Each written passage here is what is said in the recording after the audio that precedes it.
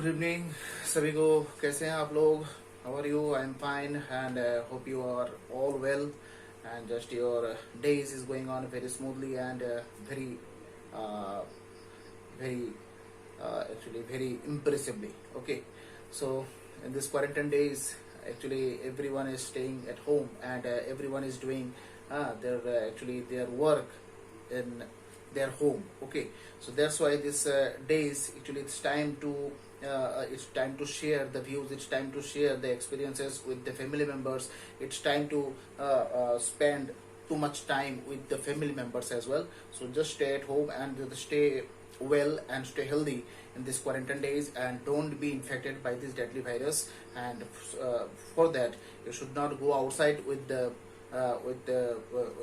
any urgent work. Okay, इस video में हम लोग जो है कंटिन्यूटी का एक दो क्वेश्चंस करेंगे, फिर उसके बाद हम लोग जो है डिफरेंशिएबिलिटी उस पार्ट में जो है मूव करेंगे। ठीक है, कंटिन्यूटी का एक दो क्वेश्चंस करेंगे, फिर उसके बाद जो है हम लोग डिफरेंशिएबिलिटी में जाएंगे। ठीक है, डिफरेंशिएबिलिटी। ओके, तो पहले जो हम लोग जो कंटिन्यूटी का जो क्वेश्चन सॉल्व करेंगे, ये सब क्वेश्चन जो है बहुत इंपॉर्टेंट होता है एंट्रेंस के लिए। ठीक है, और कॉन्सेप्ट के लिए बहुत इंपॉर्टेंट होता है और बोर्ड के लिए इतना ज्यादा इंपॉर्टेंट नहीं होता है। ये दो क्वेश्चन बोर्ड लेवल का क्वेश्चन जितना है वो सब हम लोगों ने किया है, सब टाइप हम लोग का हो गया है। एंट्रेंस लेवल के एक दो क्वेश्चन बाकी है, वो हम लोग करेंगे। ठीक है, अभी फिर इसके बाद डिफरेंशिएबिलिटी में मूव करेंगे। ठीक है, डिफरेंशिएबिलिटी में जितना क्वेश्चंस है, जितना टाइप है, जितना ये कॉन्सेप्ट क्या है, कहाँ से डिफरेंशिएबिलिटी आया है, ये वो सब हम लोग करेंगे यहाँ पर इस वीडियो में। ठीक है, तो पूरा वीडियो को पूरा देखना है आप लोगों को, जिससे आप लोगों को जो है you can get the idea how to solve the differentiability and how what is the differentiability and from where this concept of differentiability came.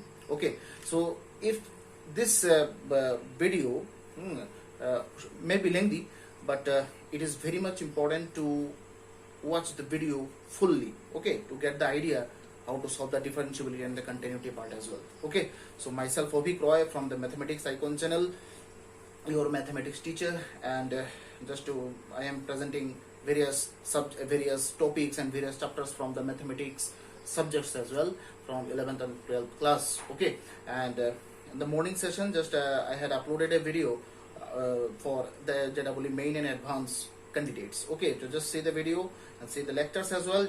I think it will be better for your upcoming exams, entrance exams. Okay, and I think it is announced also July 8th or June 8th है, ऐसा कोई date निकला है JEE entrance का। So be prepared and be confident. Whatever actually you have done, whatever you have solved the questions from the different subjects. Okay, so just get some confidence from them and it will be better, because if you are confident, then every situation can be confronted with lot of enjoys. Okay, so आप लोगों को अगर मेरा lectures जो है वो पसंद आ रहा है और जो है मेरा टेक्निक जो है वो पसंद आ रहा है, without this actually setup, actually just again and again just I am telling this thing, this setup is not mine.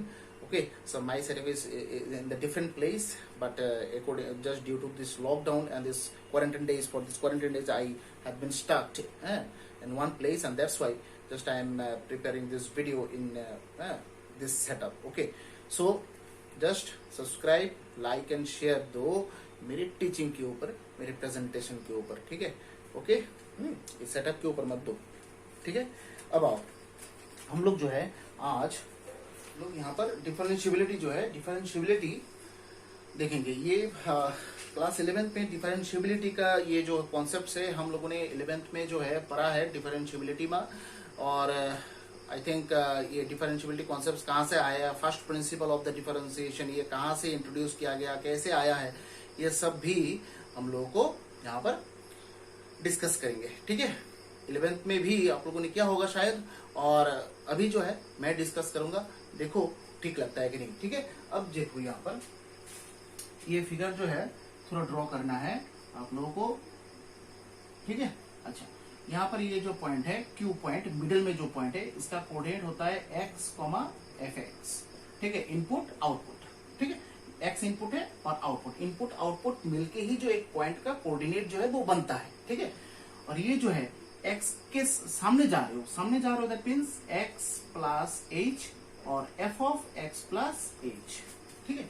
और ये एक्स से पीछे आ रहे हो, that means x minus h और comma f of x minus h, ठीक है। अच्छा, अब देखो ये जो पार्ट है ये क्या होगा, ये तो वाई कोऑर्डिनेट है ना, वाई कोऑर्डिनेट मतलब क्या होगा, F of x plus h, ठीक है। ये कितना है, ये एफ एक्स होगा, देखो ये एफ एक्स है ना, और ये कितना होगा ये F of x minus H होगा, है कि नहीं। अच्छा, ये जो है ये x माइनस एच है, एक्स कोऑर्डिनेट, ये जो है वो क्या होगा, x होगा, और ये जो है वो क्या होगा, x प्लस एच होगा, है कि नहीं। तो ये जो पार्ट दिखाई दे रहा है ना तुम्हें, ये पार्ट कितना होगा, ये देखो टोटल ये, ठीक है। इससे ये माइनस कर देते हैं, ये जो है ना इससे ये माइनस करते हैं तभी तो ये निकल जाएगा ना। इसका लेंथ कितना है, x प्लस एच, इसका लेंथ कितना है, x, तो x plus h minus x, that is H है ना, ये वाला पार्ट है। तो अगर ये एच है, ये भी एच होगा, है कि नहीं। फिर ये पूरा है F of x plus h, ठीक है। ये जो पार्ट है ये पार्ट कितना है, एफ एक्स है, तो ये वाला पार्ट कितना आएगा, ये वाला पार्ट आएगा F of x plus h minus f of x, ये जो छोटा वाला पार्ट है ना, ये पूरा माइनस दिस, तभी तो ये पार्ट निकल जाएगा ना। तो F of x plus h minus f x, ठीक है। एक काम करते हैं अभी, P और Q ये दोनों को जो है हम लोग ऐड करके ऐसे एक लाइन बना देते हैं, ठीक है। जो लाइन एक्स एक्सिस को थीटा एंगल में इंटरसेक्ट करेगा, ठीक है। एक लाइन बना देते हैं, पी क्यू एक लाइन बना देते हैं जो एक्स एक्सिस को थीटा एंगल में इंटरसेक्ट करेगा, ठीक है। तो यहां पर एक लाइन लिखो, f x is a real valued function,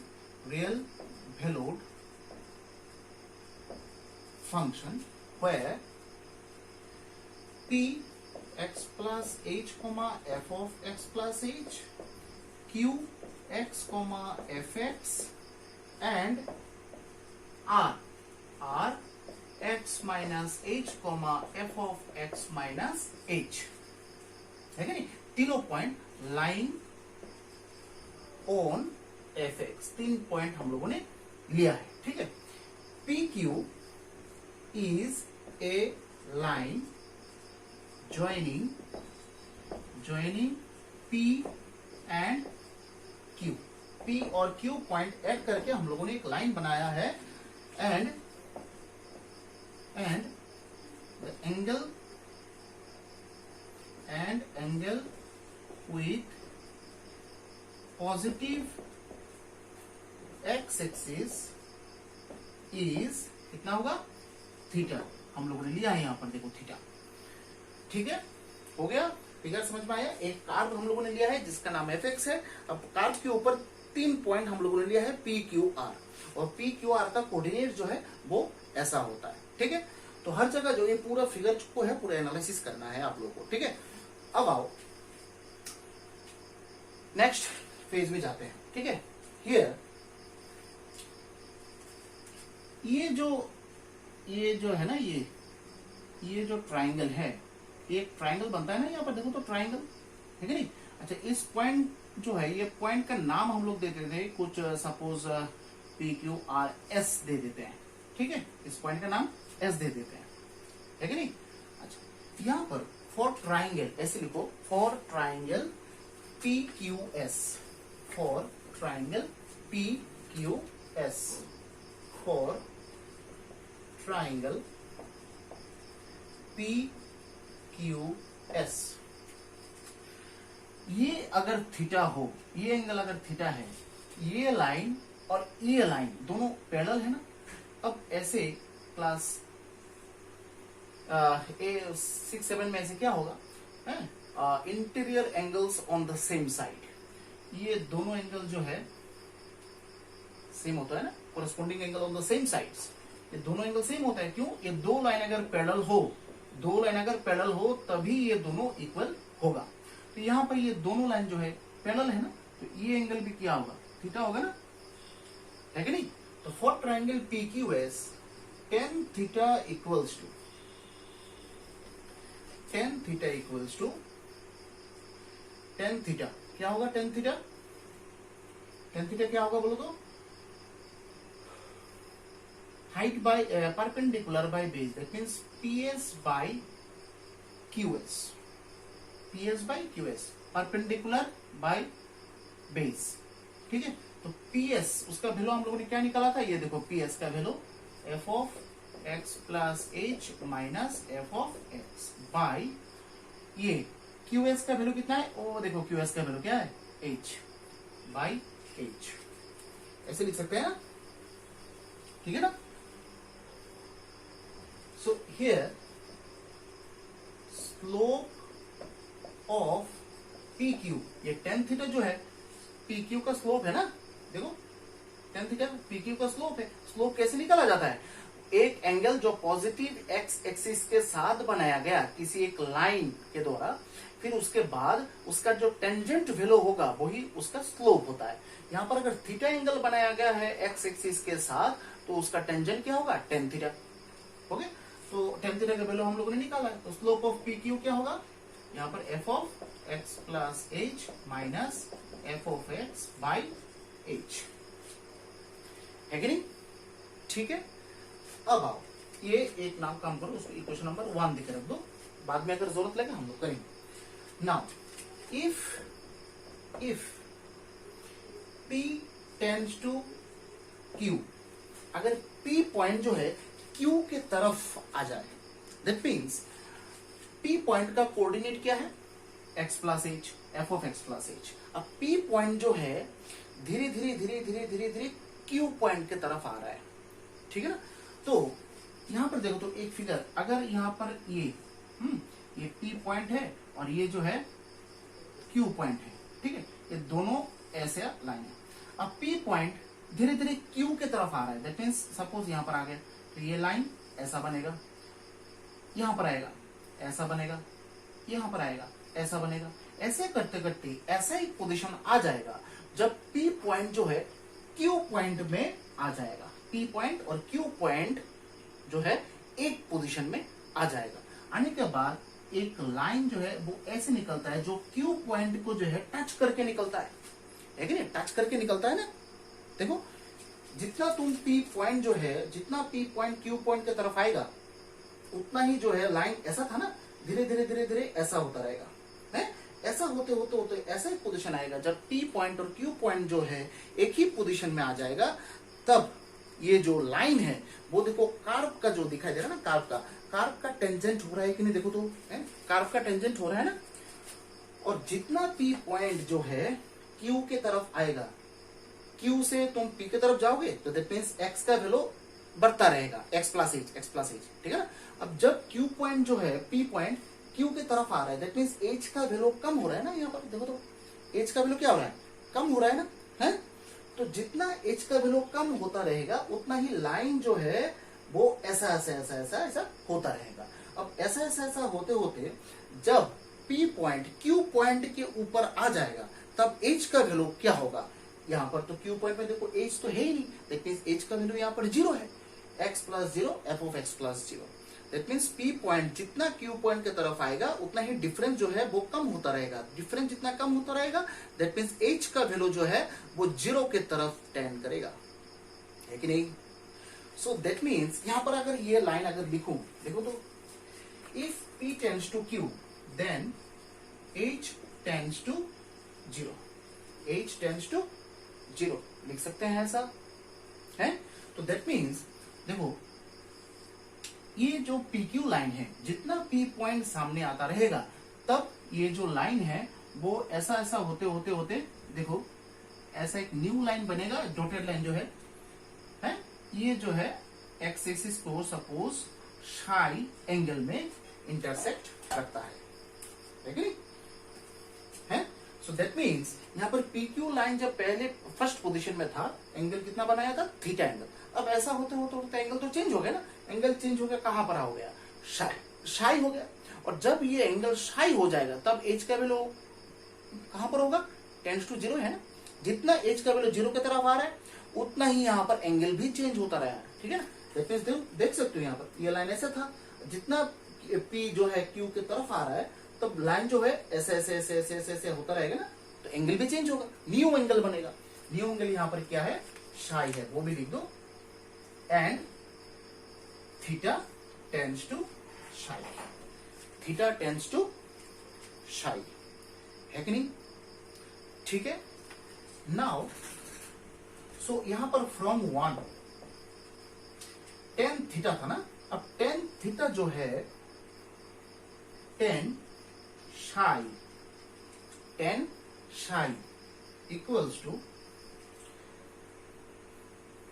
F of x plus h minus f of x by h. यही तो क्वेश्चन नंबर 1 था, टेन थीटा था, अब तो शाई हो गया। अब शाई कब होगा, जब h टेंड्स टू जीरो हो जाए। अब h tends to zero that means ऐसे लिमिट लगाना है ना आपको, h tends to zero. h tends to zero तो ऐसे डायरेक्ट नहीं लिख सकते, लिमिट ये वर्ड लिखना पड़ता है, ये ऑपरेटर आपको यूज करना पड़ता है। इसका मतलब है h का वैल्यू जीरो की तरफ आ रहा है, जीरो से छोटा नहीं आएगा। तो ये जब टेंड्स टू साइन यूज कर रहे हो दैट मींस लिमिट, एक चीज याद रखना है। तो ये जो देखो tan psi limit h tends to zero f of x plus h minus f x by h आ रहा है कि नहीं। तो ये इक्वेशन नंबर 2 देख रखो, इक्वेशन नंबर 2 देख रखो। फिर उसके बाद नेक्स्ट उसमें आओ, we know that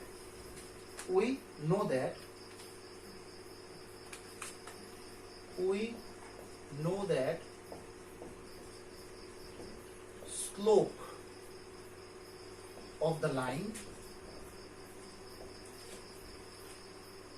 फॉर्मूला क्या बनता है, स्लोप का फॉर्मूला पता है। अगर कोई भी एक लाइन है उसका पॉइंट, अगर ये 2 पॉइंट दिया गया x1, y1 और ये x2, y2, तो उसका स्लोप कैसे निकाला जाता है, फॉर्मूला क्या है, y2 minus y1 by x2 minus x1, है कि नहीं। सो यहां पर ये जो है स्लोप ऑफ द लाइन क्या है, टेन थीटा। स्लोप को हम लोग टेन थीटा से डिनोट करते हैं, पता है ना। यहाँ पर थीटा एंगल अगर बनाया गया स्लोप जो है टेन थीटा होता है। ये y2 minus y1 by x2 minus x1, है कि नहीं, ठीक है। ये जो y2 माइनस y1 दिखाई दे रहा है, इसका मतलब क्या है, y का जो वैल्यूज है उसके बीच जो है डिफरेंसेस आ रहा है। y2 माइनस y1, ये माइनस साइन मतलब क्या है, differences between the values of y। That means y का जो वैल्यूज है उसके बीच जो है डिफरेंसेस आ रहा है। डिफरेंस, ये y का जो वैल्यूज है उसके बीच डिफरेंसेस आ रहा है। ये डिफरेंस वर्ड थोड़ा याद रखना, ठीक है। डिफरेंसेस, डिफरेंसेस किसके वैल्यू, y का वैल्यू dy, नीचे x के वैल्यूज के बीच डिफरेंसेस आ रहा है dy by dx। That means tan theta जो बात हम लोग बोल रहे हैं dy बाई dx भी सेम चीज ही है।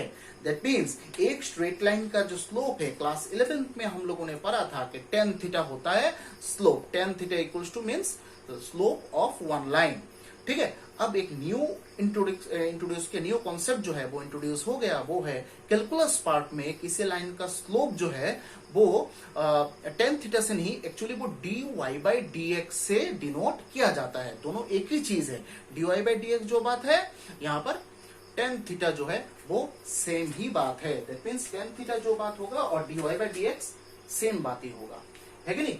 तो इक्वेशन नंबर 1 जो है उसमें टेन थीटा की जगह dy बाई dx जो है हम लोग अगर लिख लें कोई फर्क पड़ता है, लिख सकते हैं ना। सो लिखो फ्रॉम वन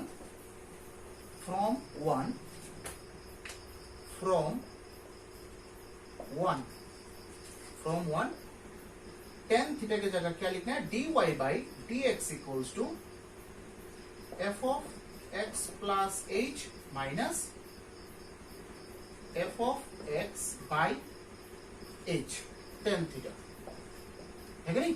अब टेन थीटा जब ऐसे लिख लो, व्हेन थीटा टेंस टू 5, जब थीटा टेंस टू 5 आता है h टेंस टू 0 होता है, ठीक है। So tan psi equals to dy by dx equals to, एक सामने जो है लिमिट यूज करके दे देना है, h tends to 0 f of x plus h minus f of x by h। जब थीटा साई की तरफ आ रहा है तब h का वैल्यू 0 की तरफ आ रहा है, तब जाके इक्वेशन नंबर 2 जो है वो बनाया था गया था हम लोग, ठीक है। अब जब थीटा साई की तरफ आ रहा है तब h जो है 0 की तरफ आ रहा है, तब जाके इक्वेशन नंबर 2 बना था। तो इक्वेशन नंबर 2 क्या था, टेन साई इक्वल्स टू ये था ना, तो टेन साई भी तो स्लोप है, देखो यहाँ पर टेन साई भी तो सेम लाइन पे स्लोप है, तो टेन साई भी तो dy बाई dx है, उसको लिख सकते हैं, और यहाँ पर लिमिट h टेंस टू 0 हम लोग ऐड कर देंगे।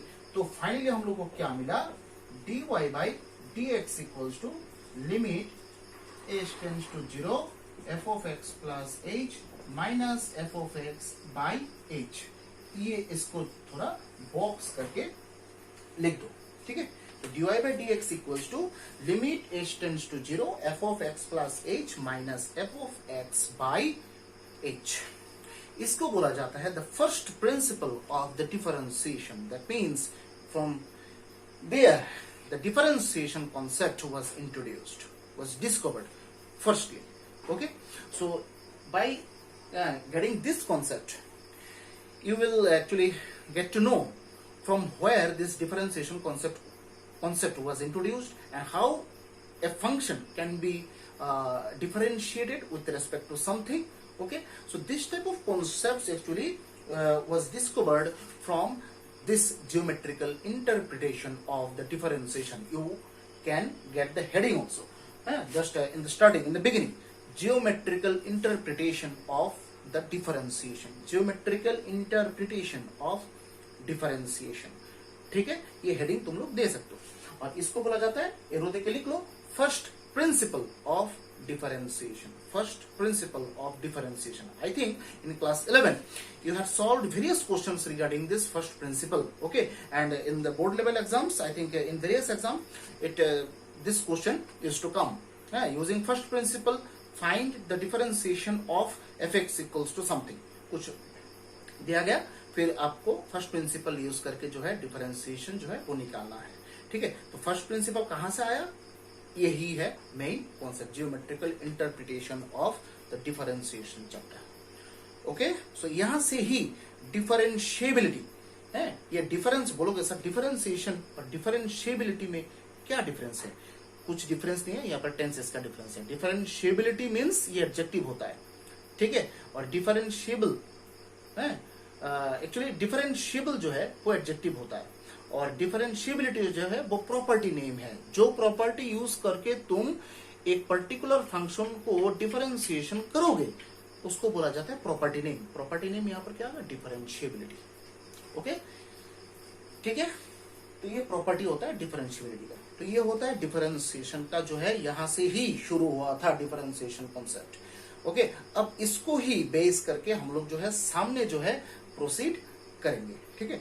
उससे पहले जो है हम लोग एक क्वेश्चन सॉल्व करेंगे जो डिफरेंशिएबिलिटी में भी बहुत ज्यादा यूज होगा, बहुत ज्यादा काम में आएगा, ठीक है। ये एक्चुअली वो कंटिन्यूटी, क्योंकि कंटिन्यूटी और डिफरेंशिएबिलिटी जो है वो एक दूसरे के साथ attached है। Without knowing the concept of continuity, the differentiability concept cannot be discovered, cannot be known. Okay, so when a function is differentiable, okay, some work is going on continuously. That means if you are moving from here to there continuously, that means your displacement will be continuous. Okay, if your displacement will be continuous with respect to time, that means dx by dt, your speed can be counted. So if you want to find the differentiation, the rate of displacement, then a function, then this moving should be continuous first. So if a function is continuous, then the same function will be differentiable also, ठीक है। कोई भी function अगर continuous हो जाए वो differentiable भी होगा, ठीक है। तो ये दोनों कॉन्सेप्ट जो है एक दूसरे के साथ जो है वो अटैच्ड है, एक दूसरे मतलब अधूरा है, कंटिन्यूटी डिफरेंशिएबिलिटी के अधूरा, डिफरेंशिएबिलिटी कंटिन्यूअस के बिना अधूरा है, ओके, तो यहाँ पर एक क्वेश्चन जो है हम लोग यहाँ पर डिस्कस करेंगे regarding the continuity, and the same concept will be introduced in the differentiability part also, and that will be very very important for the differentiability part. Okay, तो ये लिख लो first principle of the differentiation. ठीक है, एक star देके note देके लिखो यहाँ पर, स्टार नोट देके लिख लो.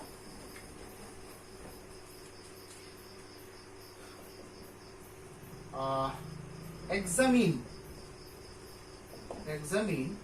fx equals to mod of x minus 1 plus mod of x minus 2 is continuous at x equals to 1 and x equals to 2. ठीक है, mod का फंक्शन आ गया. ठीक है, mod का फंक्शन आ गया यहाँ पर. That means whenever you are getting this mod function, then you have to consider the factors here. Firstly, how many factors are there in this function? 2 factors are there. X minus 1, the first one is x minus 1 and the second one is x minus 2. 2 factor, 2 factor है यहाँ पर, 2 factor. x minus 1 factor, उसमें से x का value जो है वो क्या निकलता है? 1 निकलता है. x minus 1 फैक्टर है ना, तो x minus 1 equals to 0, that is x equals to कितना होता है? 1. x minus 2 भी एक फैक्टर दिखाई दे रहा है. ठीक है ना, तो दैट मीन्स यहाँ पर x equals to 2 दूसरा वैल्यू होता है. याद रखना, whenever just you will get this type of questions, that means regarding the modulus functions, at first you have to figure out the factors here, and after getting the factors you will get the values of x here, in the similar way. Okay, just like this you can say the x values is 1 and 2. So whenever just you will get the values of x, then which actually steps should be considered? Okay, here firstly x equals to 1 यहाँ पर निकला. जब x का value यहाँ पर 1 निकल गया, modulus function का बात कर रहा हूं मैं, इस टाइप का क्वेश्चन ऐसे ही सोल्व करना. ध्यान से सुनना ये सब क्वेश्चंस, ये डिस्कशन. x इक्वल्स टू 1 जब मिल जाए तुम्हें, मुझे 2 केस यहाँ पर इंट्रोड्यूस करना पड़ेगा. एक लेस देन 1, दूसरा greater than 1. Less than 1, greater than 1. ठीक है, x का वैल्यू 2 मिला, less than 2, greater than 2. Total कितना केस हो गया? 4 केसेस. 1 के लिए 2 case less than greater than, 2 के लिए 2 case less than greater than. तो दैट मीन्स यहां पर हम लोग को ऐसे ही क्वेश्चन को सॉल्व करना पड़ेगा और कुछ इंटरवल्स जो है बनाना पड़ेगा, जिससे x less than 1 greater than 1, x less than 2 greater than 2, ये 2 केसेस जो है, ये 4 केसेस जो है उसमें कंप्राइज हो जाए.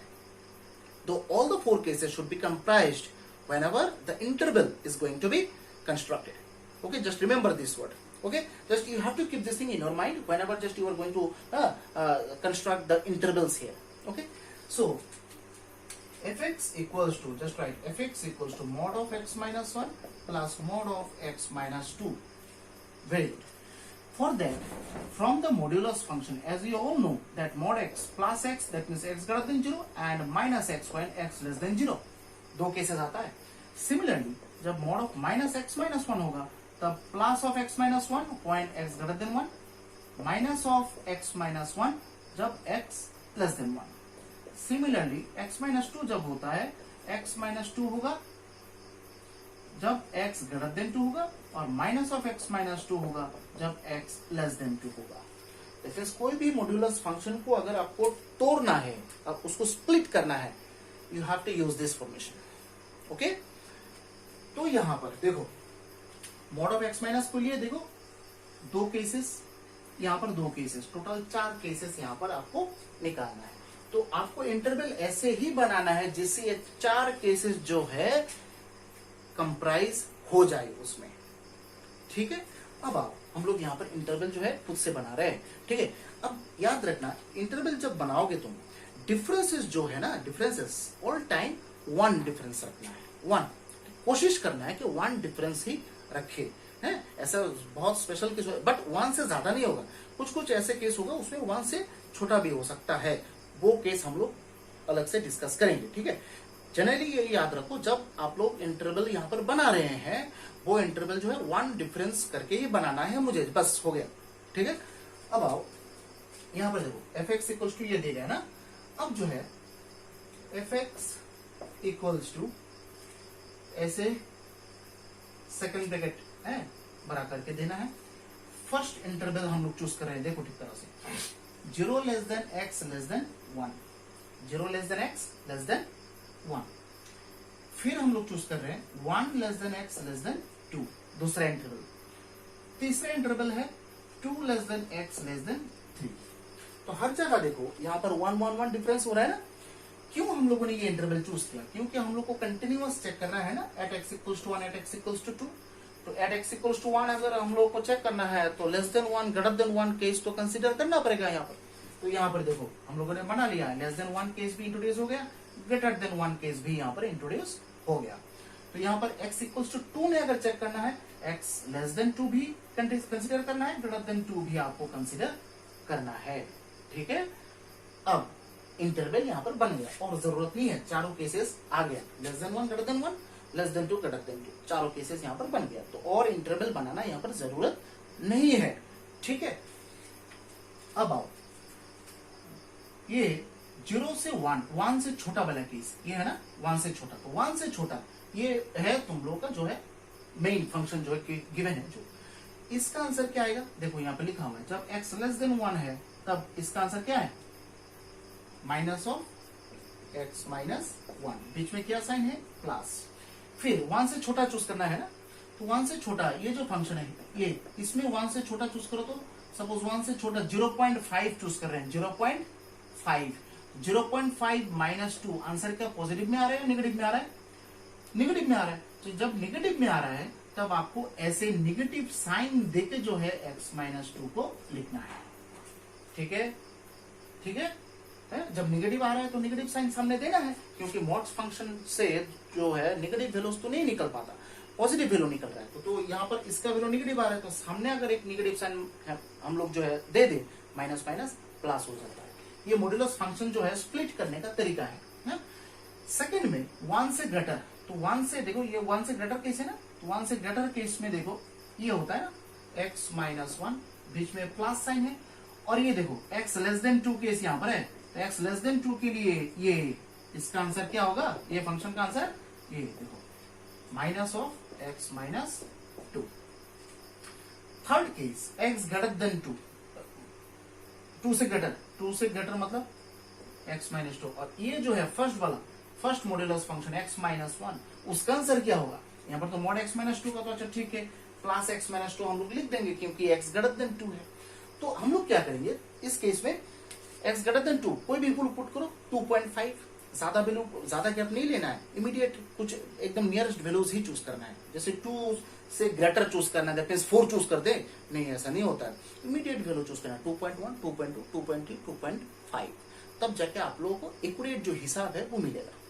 तो यहाँ पर 2.5 चूज कर रहे हैं, सपोज 2.5 अगर इस मॉड्यूलस फंक्शन में हम लोग पुट करें, 2.5 माइनस 1, पॉजिटिव आ रहा है नेगेटिव आ रहा है, पॉजिटिव आ रहा है शायद, तो पॉजिटिव आ रहा है तो दैट मींस आपको प्लस x माइनस 1 लिखना है, और प्लस ये सेकंड मॉड्यूलस फंक्शन जो वो तो डायरेक्ट पॉजिटिव ही है, x greater than 2, that means x minus 2 हो गया। तो अब देखो ये जो फंक्शन है ठीक तरह से अगर हम लोग यहाँ पर फंक्शन को जो है ठीक तरह से लिखे तो क्या होता है, यहाँ देखो ये माइनस एक्स, ये देखो ये क्या होगा, माइनस ट्वाइस एक्स प्लस 3, ठीक है, 0 less than x less than 1। बीच वाला क्या होगा,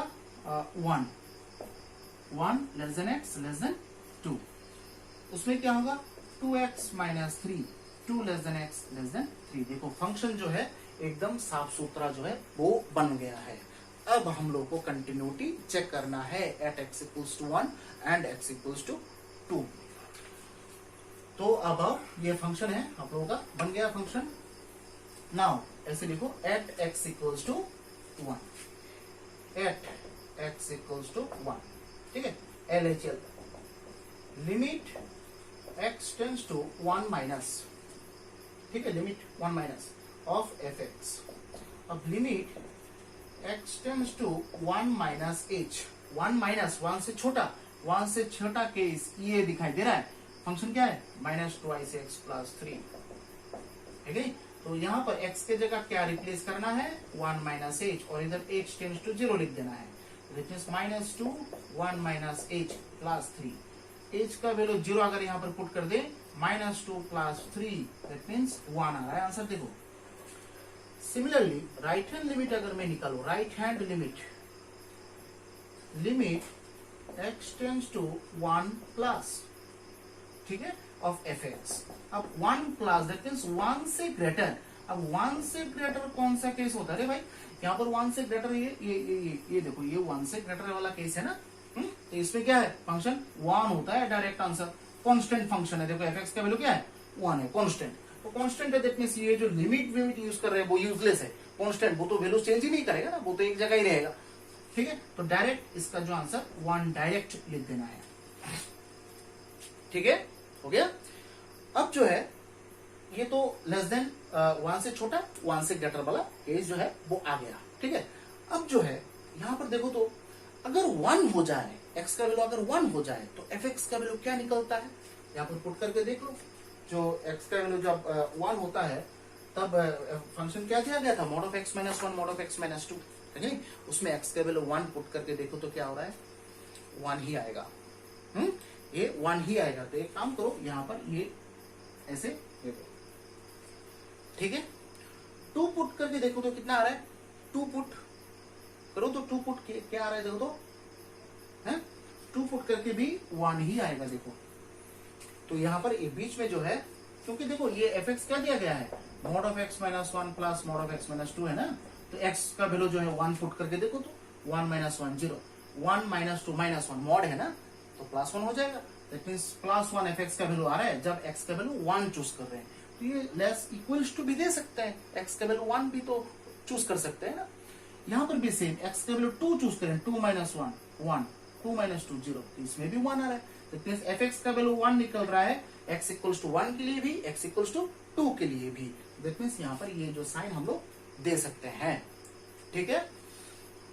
अब आओ नेक्स्ट, हियर ऐसे लिख लो, here left hand limit equals to right hand limit equals to limit x tends to 1 में कितना आया था आंसर? 1 आया था ना। तो लेफ्ट हैंड लिमिट का भी तो आंसर 1, राइट हैंड लिमिट का भी आंसर 1, इसका आंसर भी 1। तो f x is continuous, f x is continuous at x equals to 1, ये स्टेटमेंट देना है, ठीक है, हो गया। Now let us solve at x equals to 2 whether it will be continuous or not, just we have to check. So at x equals to 2, check करो तो देखो तो क्या है? at x equals to 2 limit, left hand limit, ठीक है, limit x tends to 2 minus of f x, ठीक है नहीं। तो limit x tends to 2 minus h, 2 से स्मॉलर, 2 से स्मॉलर कौन सा केस? ये वाला केस। देखो कितना आ रहा है आंसर? 1 डायरेक्ट।